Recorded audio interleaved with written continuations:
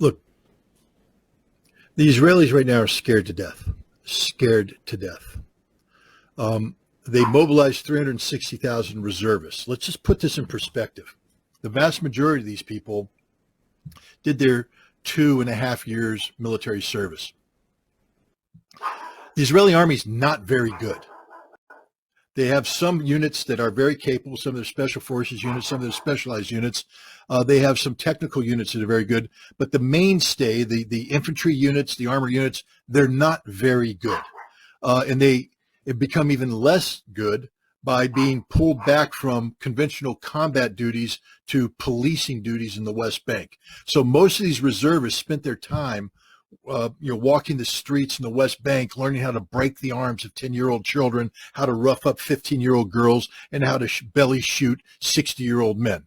That's what they did. Brutal occupation. It was horribly demoralizing for many of these people. They didn't like doing this. And when they left the military, they didn't have a high regard for the military. So now they're back, but this time they're being called upon to do something that nobody in Israel wants to do. Go into Gaza. Why? Because in 2014, they went into Gaza and Hamas handed it to them. In 2006, they went up against Hezbollah and Hezbollah handed it to them. The Israeli army just isn't that good, and they're scared to death because Hamas is waiting for them. This is one giant ambush, and the Israeli intelligence is blind. They don't know where they are. They're going to have to go in there and probe, and as they probe, they're going to be blown up, ambushed, slaughtered, and they know this. The other thing that scares them is once they go into Gaza, they're going to be committed to that battle with the bulk of their reserves. And if at that time Hezbollah decides to open up a northern front, Israel's got nothing left. And even if they had something left, they can't beat Hezbollah. They can't beat Hezbollah. They know it. They've exercised it. Last year, Chariots of Fire. This year, Firm Hand. Those are the names of two major exercises where Israel tested its ability to fight a conflict against the Palestinians and Hamas in the West Bank and Hezbollah up north, and they can't do it. They don't have the resources to do it. Now you throw in Iran, and they're definitely screwed. So America is stepping in saying, hey, we're going to flex our muscle in an effort to deter Hezbollah and Iran from striking. It's not working. 2 aircraft carrier battle groups and an amphibious ready group with 2,000 Marines does not a war win. And we don't have anything behind that. We got nothing. And so if they come, so I think what's going to happen is that Biden is going to try and talk some common sense into Netanyahu and let him know the hard reality that, yeah, we flexed our muscles here, but if Hezbollah comes across the border, we'll bomb them, but we can't stop them. It's up to you. And if you can't stop them, you're screwed.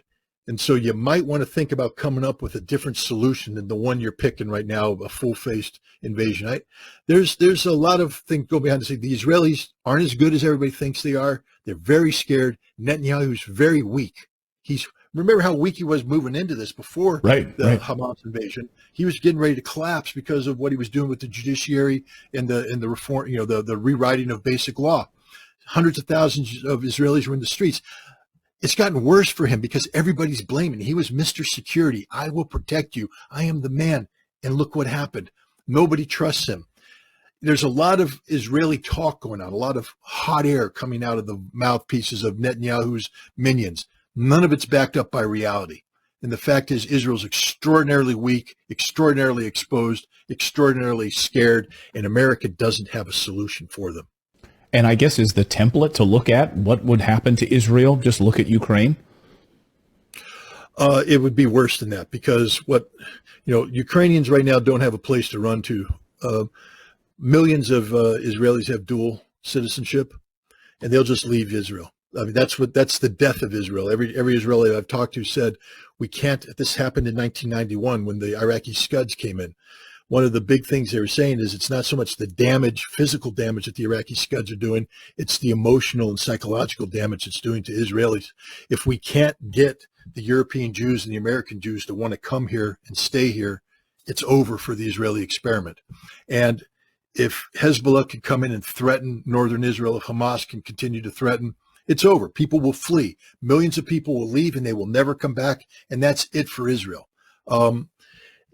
So I think right now Israel's in a very difficult situation where the Israeli experiment has been shown to be a failure. And now the question is, how do you get out of this? They're going to have to come up with a solution for Palestine, one that's acceptable to the Palestinians. And Israel no longer has the superior position where they get to dictate outcomes.